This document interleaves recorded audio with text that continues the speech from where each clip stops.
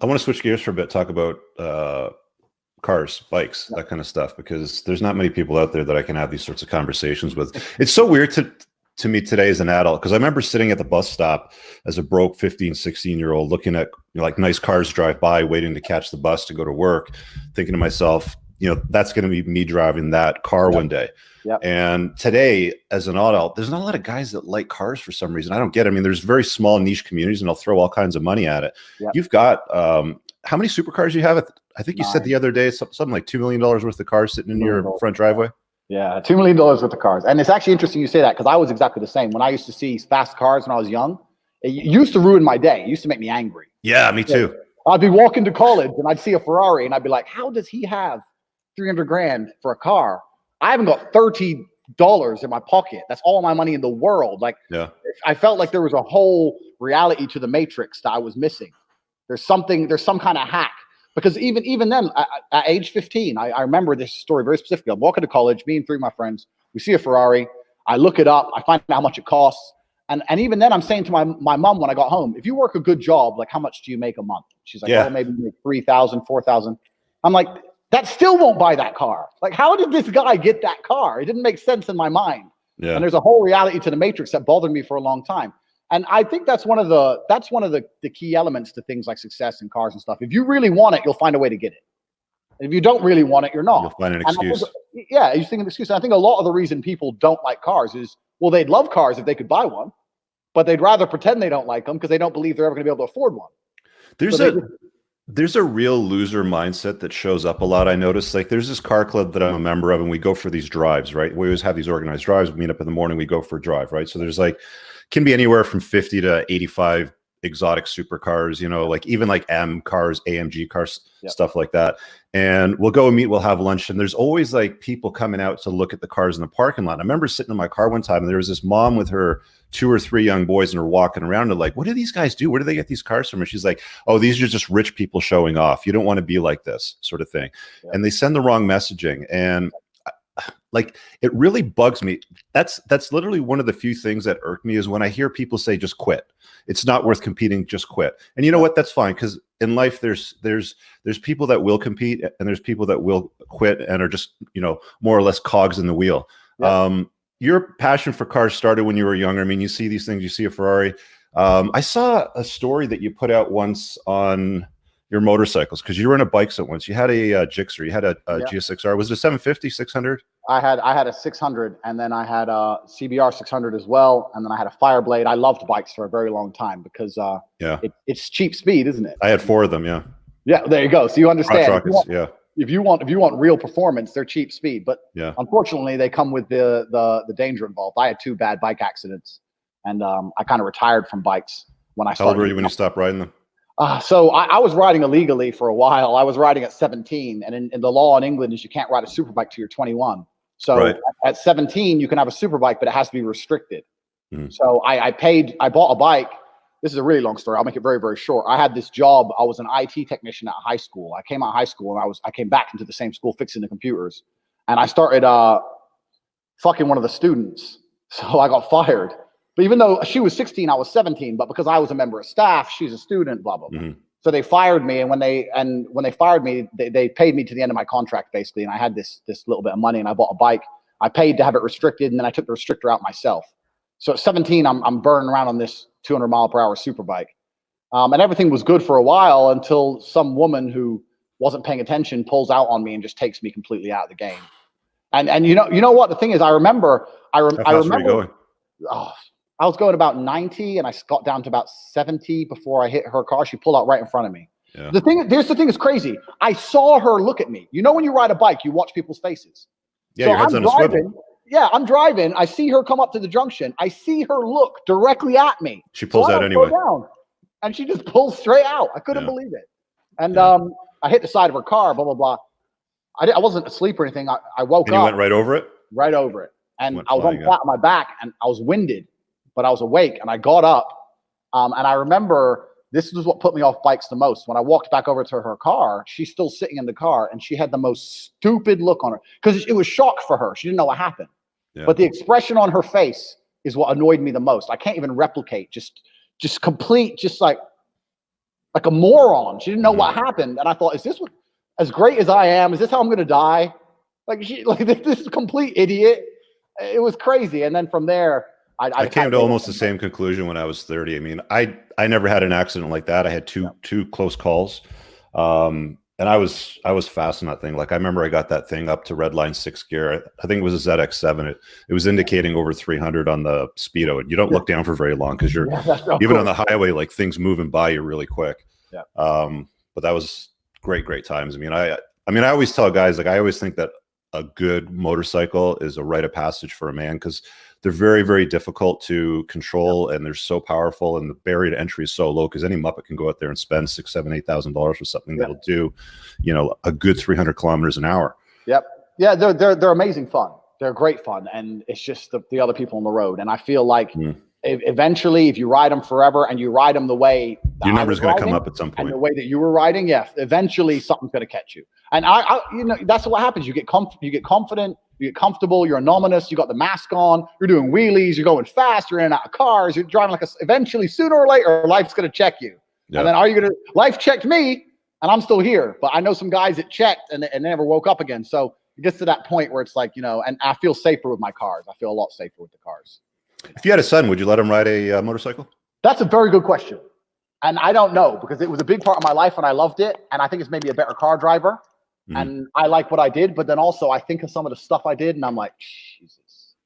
So I don't know. I don't know if I'd let my son ride a bike. That's a very good question. I'd hate to think I've sheltered him in any way. Yeah. But I also know I had too many close calls, man. So I don't know. That's something I have to think about. So supercars, you're basically in a coffin. I mean, you're in a cage. It's a hell of a lot safer. I mean, if you go off the road, the toll you pay is going to be a lot lower if something happens anyway, because you got airbags and everything now today. Yeah. What do you have in the drive? You've got a 720, an Aston. Yeah. So I've got go through the list of what you're sitting on. Okay, so I've got the new 911 992, the Porsche, the brand new one. I've got the Aston Martin Vanquish S Ultimate, which is there's only 175 in the world. I've got a Lamborghini Huracan. I've got a McLaren 720S. I've got an M5 Competition. I've got an S63 AMG. I've got an X6M. I've got a Phantom. I think that's it.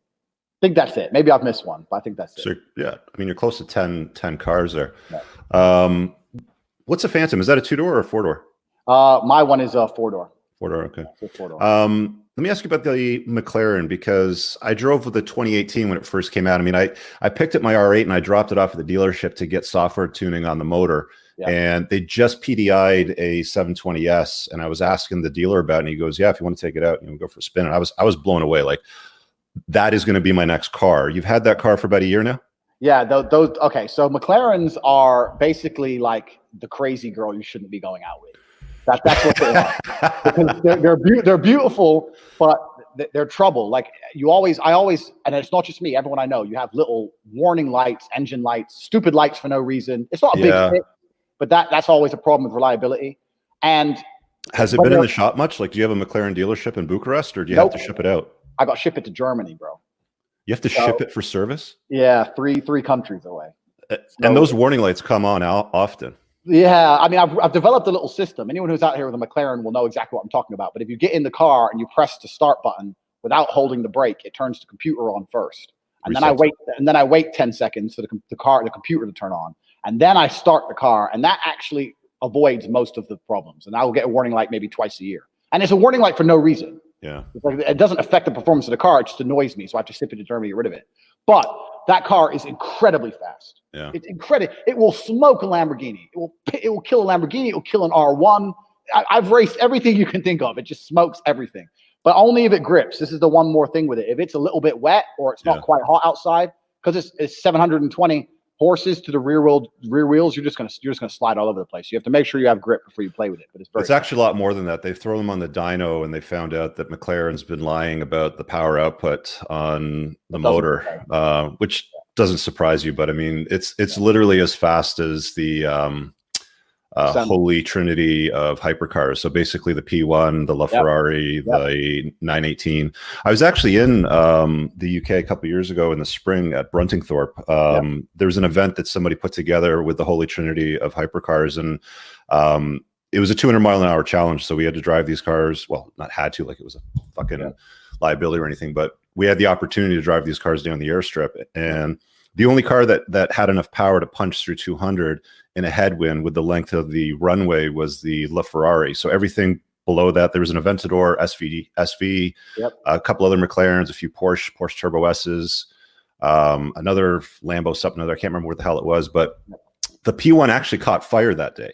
The guy that lent the cars, McLaren, it caught fire, and I didn't get my chance to drive that car down the strip, but I took the LaFerrari down, and that thing was like, normal cars, when you floor it on the highway, for those of you that aren't, like, if you get in a regular car, like a Honda, a Hyundai or something like that, and you get in the highway and you put your foot down, it'll build up a little bit of speed. But when you get into a proper, powerful, like 700 plus horsepower car that's got aerodynamics and it's built right, it just like it doesn't stop pulling. Yep. Like you're sitting there doing 180, 190, 195, and you're looking at the speed, and it's like, it just doesn't stop. You'll pull all the way to the top. Yeah. It's like, your limitation is the amount of road that you have, or if there's any cars in front of you, and that's how fun. brave you are. Exactly. Yeah, and that's fun.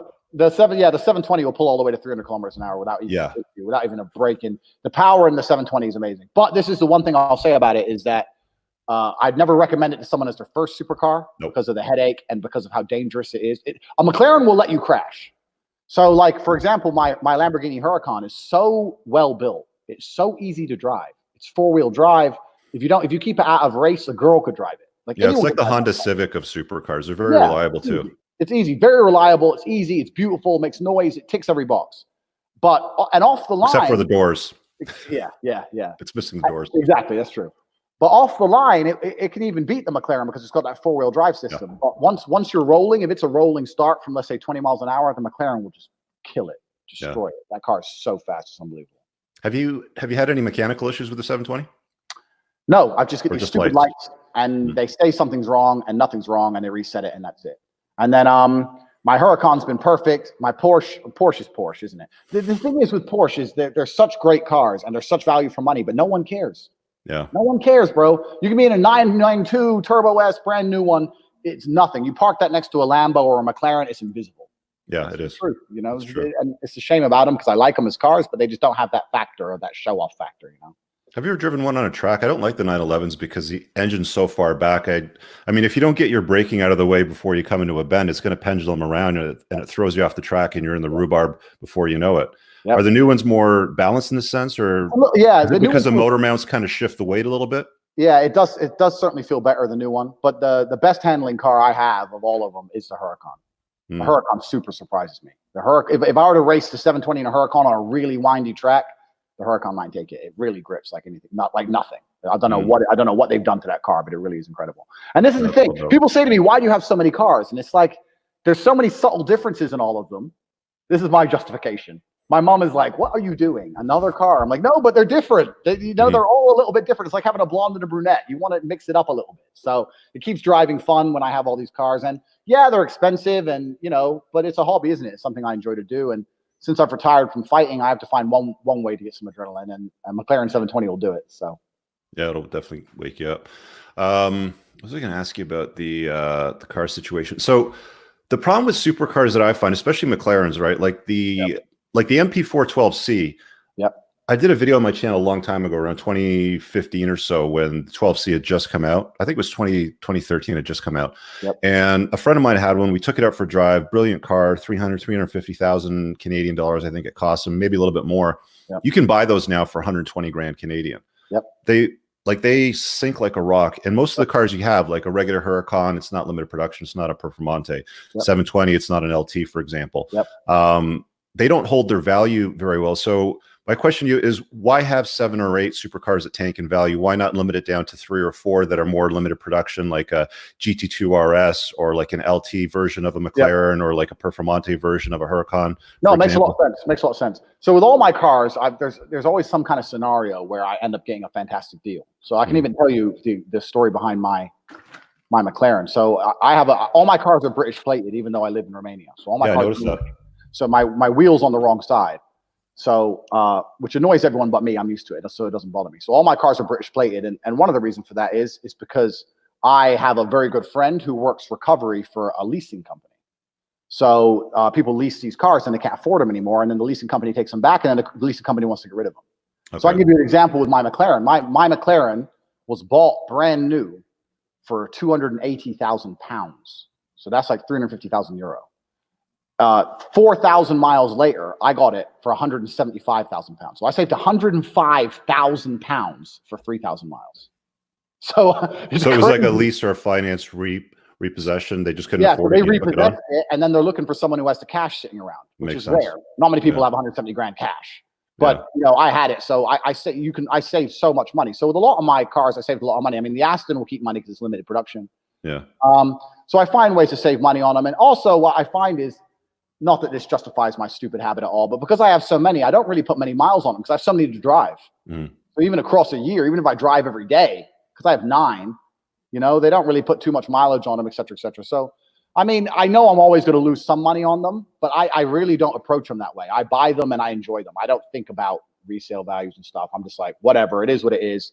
As soon as, in my mind, the money's gone. Whatever I get for it, when I sell it, good. But in my mind, the money's gone, and I just buy it to enjoy it. And you live once, man. I want to die with no money in my pocket. I'm not really one of them family legacy kind of people. I was raised poor, and I'm happy I was raised poor, and I want my sons to be raised poor. So every penny I get, I'm going to blow. So you better give it to me, and I'm going to spend it. Like my dad died with $12, and I'm going to die with $11, and that I'm happy to go that way. So that's how it's going to be. What do you think of the new 720 LT? What is it? 765? 765. Yeah. Have you seen the specs on that? Yeah, bro. Sexy. Even the 720 is, I don't feel like I've mastered it yet. So I don't need to buy a new one yet. I feel like there's still more in that car I've not yet experienced. It's so fast. So yeah, maybe, you know, one will get repossessed. They'll offer it to me a little bit cheap, and we'll see what happens. We'll see. Hold on to that. Hey guys, I really hope that you enjoyed that short clip. If you did, consider supporting the creation of content by checking out my supplement line. Pinned in the top comment below of this video in the comments, there's a link to the unpluggedalpha.com/shop. When you click through, you'll be able to land over here, and the entire lineup is broken down by category that it performs best in: estrogen metabolism, fat burning, your foundational essentials for health, immune health, performance, and testosterone support. If you check out with coupon code ALPHA10, you'll get 10% off on your first order. There's also the option to use the subscribe and save model, where regular shipments will be sent over to you on a regular basis, and that gives you a little bit of a discount, and your supplement facts are always broken down over here. Thanks for watching. I hope you guys have an awesome day. And again, check out that link. It's pinned in the top comment below in this video. Peace out.